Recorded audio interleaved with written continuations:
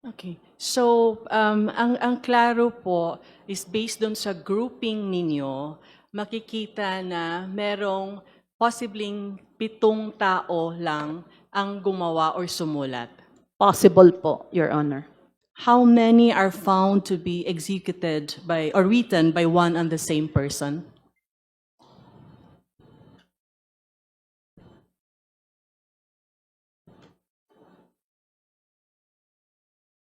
There are 7 groups of handwritten receipts that were found to be written by one and the same person, Your Honor. The question handwritten dates below the names of acknowledgement receipts in the name of Annalisa Zinio and Ken Naso. The dates here were written by one and the same person.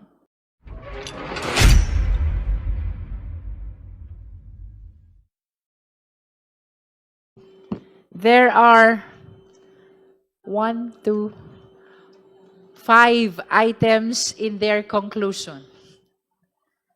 Maybe we should, would you like to read this, Ms. Pitoy? The conclusion? Yes, Madam Chair. Please proceed. Thank you, Madam Chair. The report contains the findings and conclusion on the question signature and handwritings appearing on the 36 acknowledgement receipts, and they are marked Q1 to Q36. And based on the examination conducted on the original copies which are on file with the Commission on Audit, there were groups of acknowledgement receipts that were written by the same person. The question signatures above the names Sally Rendon marked as Q26, the acknowledgement receipt marked Q26, and the signatures above the name Sheila Dado on the acknowledgement receipt marked Q27 were written by one and the same person. The second findings revealed that the question signatures above the names Jason Bitangkol, the acknowledgement receipt under the name of Jason Bitangkol, and the signatures above the acknowledgement receipt identified as Celsa Arobhable and Samson Sales, Samson Samuel, and Sabel Salazar, all the question signatures here show similarities in handwriting characteristics. The conclusion number 3, the question handwritten dates below the names of acknowledgement receipts in the name of Annalisa Zinio and Ken Naso. The dates here were written by one and the same person. The next conclusion would be on the acknowledgement receipts under the names Heda Claribelita Tamayo and Jason Regnol. The handwritten dates below these names were written by one and the same person. The next findings would be the handwritten dates below the acknowledgement receipts in the names of Angel Marie Abrigo and Anthony Santos. They were also written by one and the same person. The next findings would be on the handwritten dates below the names of acknowledgement receipts in the names of Joseph Carcedo and Raymond Mamon. They were also written by one and the same person. And the last, the handwritten names Milky Sequoia, the addresses and the dates appearing on the 2 acknowledgement receipts under the names Milky Sequoia were written by one and the same person. All right. Are there any other clarificatory questions for the NBI? Madam Chair, The Honorable Bernadette Barbers. clarificatory question to the source person, Ms. Caroline Moldes Pitoy and Antonio Magbuhos.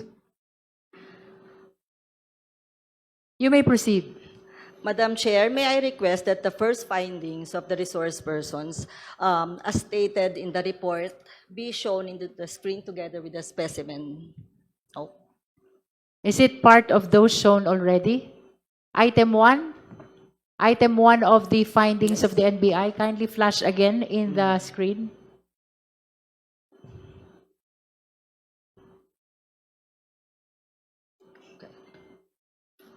Ms. Caroline or Attorney Magbuhos, according to your report, May I just confirm, Honorable Barbers, if you are referring to item 1? yes. Okay.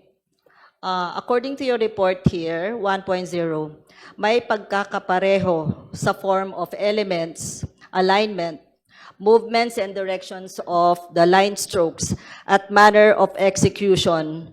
Tong dalawa? Yes, Your Honor.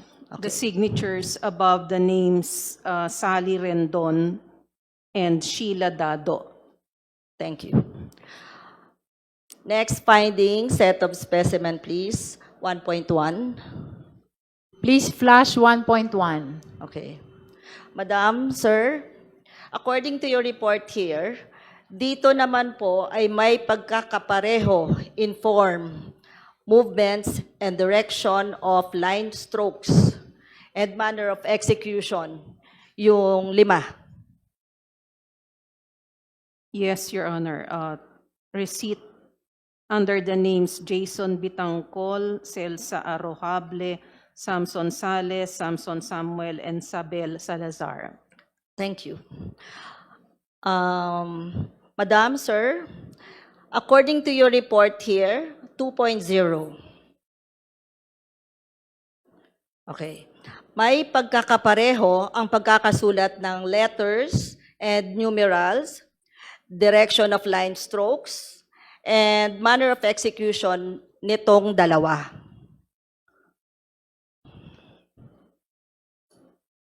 Your Honor, refers to the similarities in handwriting characteristics on the handwritten date below the name of the receipt under the name Annalisa Zino and Ken Nazo.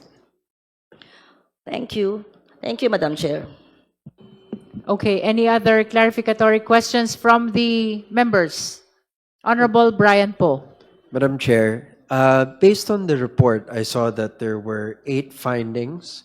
May I ask, these findings, were they based, how many DEPs were used, or how many DEPs were these based on? There are 7 findings, Your Honor. There's 7, not 8. 1, 2, 3, 4, 5, 6, 7. 7 findings. And of the 7 findings, how many DEPs were used as the sample set for the 7 findings?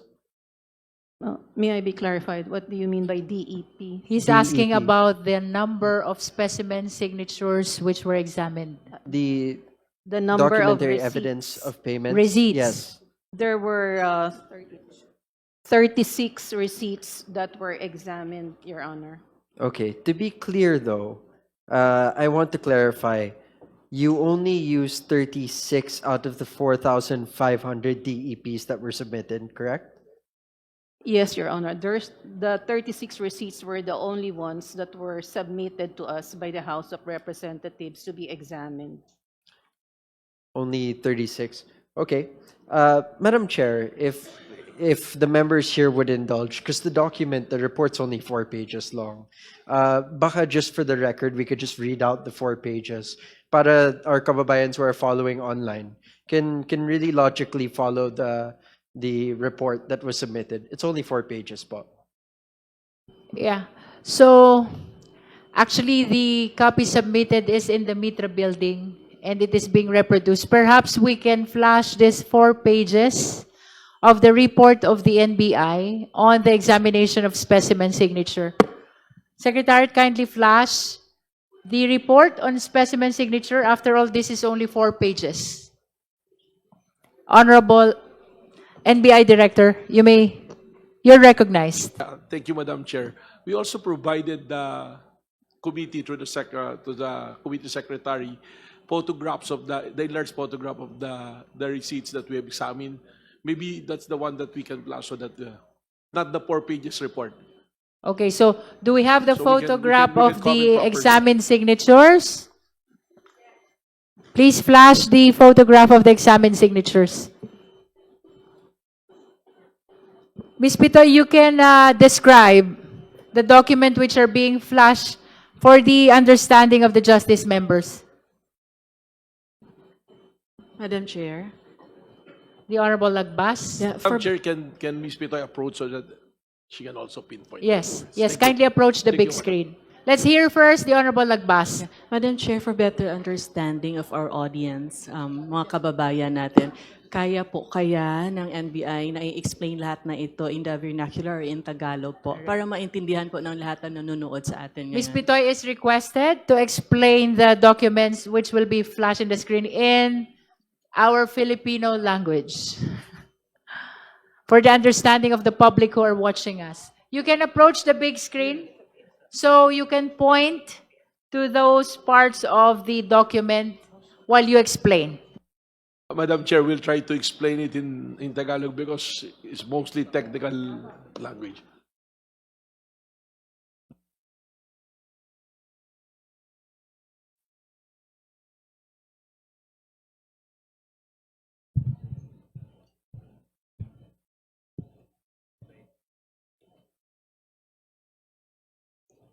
May proceed, Ms. Pitoy. Ma- Your Honor, as stated in the question documents report, on the conclusion on on the conclusion Can we portion. speak in Filipino, ma'am? To the best way that you can. All right, feel free. In Filipino, Your Honor. Kagaya po ng nakasaad sa aming report, yung unang findings po, as far as the acknowledgement receipt under the name Sally Rendon, which is marked Q26, and yung pangalawa pong acknowledgement receipt na Q27, pwede pong sabay ipakita.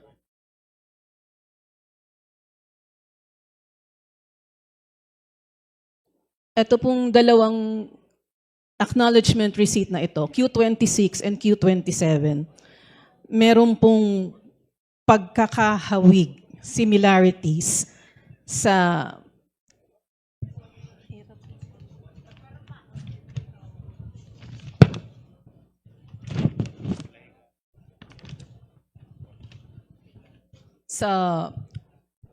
form. When we say form, it means the structural pattern or how the formation. Ma'am, pasensya na po. Ang hirap po i-submit sa Tagalog, i-state sa Tagalog. Pag sinabi pong form, it refers to the pattern in which the elements, this is what we call a highly personalized signature. There are no visible letters. That's why we are referring it to the form or the structural pattern.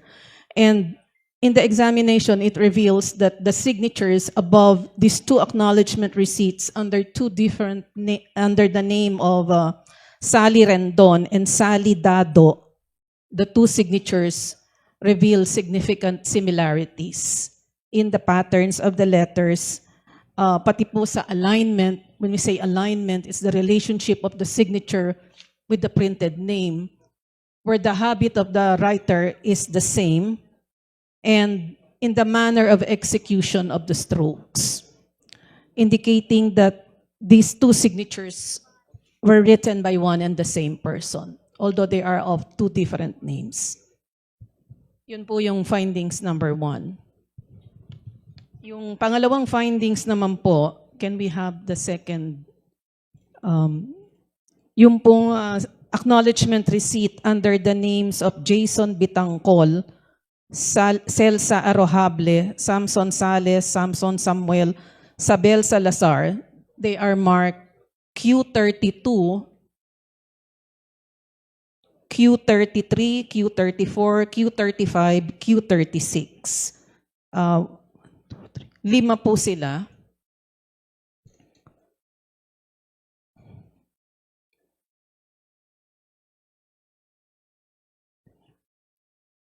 Medyo lumiit po pag sabay. Siguro po dala-dalawa muna or tatlo-tatlo muna. So ito po yung Q34. Okay. Yung first three elements po ay sa Q34 and Q33, Q32, Q35, and Q36. We are referring po tong series of figure 8-like patterns. Hindi maipakita. Which are similar to one another as far as the pattern and the manner of execution are concerned. Magkakamuka din po sila.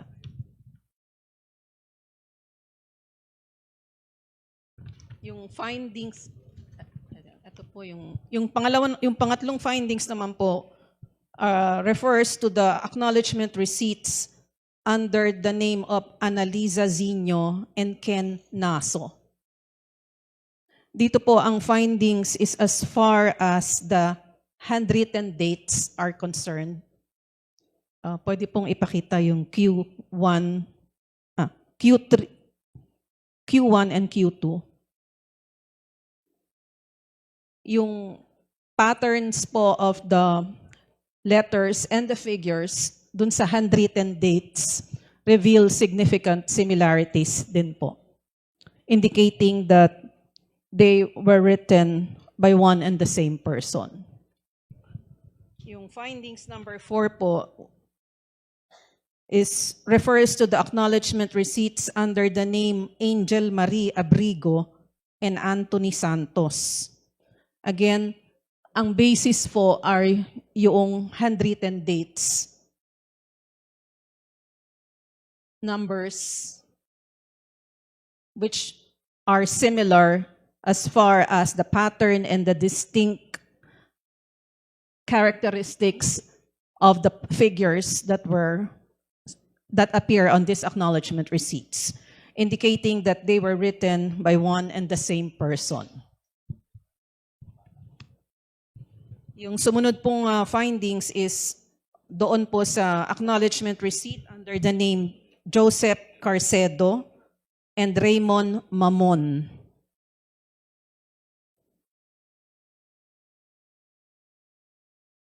The handwritten entries, meaning to say, yung pong pagkakasulat nung handwritten name and the numbers and the dates reveal significant similarities, indicating that the handwritten names and the figures were written by one and the same person. Iisang tao lang po ang sumulat. Ang huli pong findings ay doon sa acknowledgement receipt sa names ni Milky Sequoia, mark Q22 and Q23.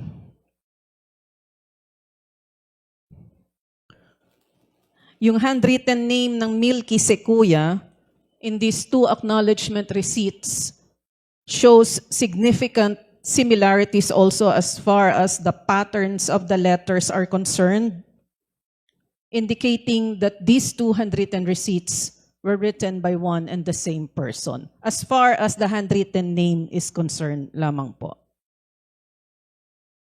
And yun po ang nilalaman ng aming question documents report, Your Honor. Thank you, Ms. Caroline Pitoy. Madam Chair. So, Honorable Lagbas? Yes, Madam Chair. I have two questions, if that's okay. Yes. Two clarificatory That questions. is for Ms. Caroline Pitoy? Yes, Madam Chair. Okay, please proceed. Madam Chair, based on the 36 receipts that Madam Caroline Pitoy has examined, how many are found to be executed by or written by one and the same person?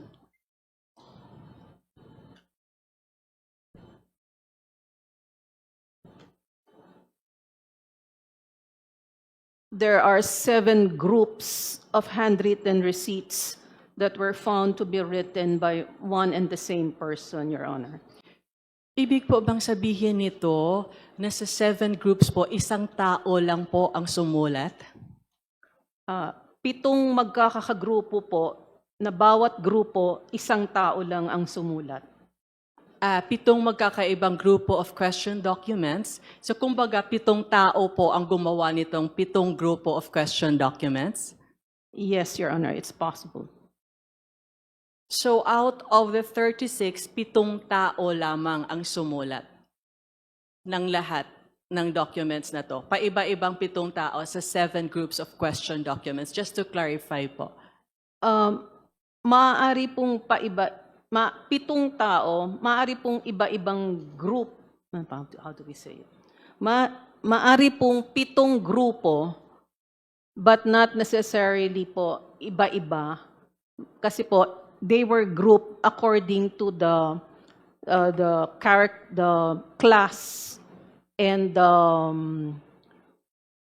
styles of handwritings. Kagaya po halimbawa nung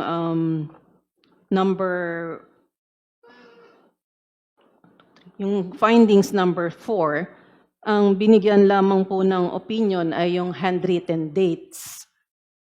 Hindi po nabigyan ng opinion yung signatures. So maari din pong yung date lang ang sinulat, yung 2 date lang ang sinulat ng iisang tao, but yung signature, wala po kaming opinion kasi hindi po sila comparable. Okay. So, ang klaro po is based dun sa grouping ninyo, makikita na merong possibling 7 tao lang ang gumawa or sumulat. Possible po, Your Honor.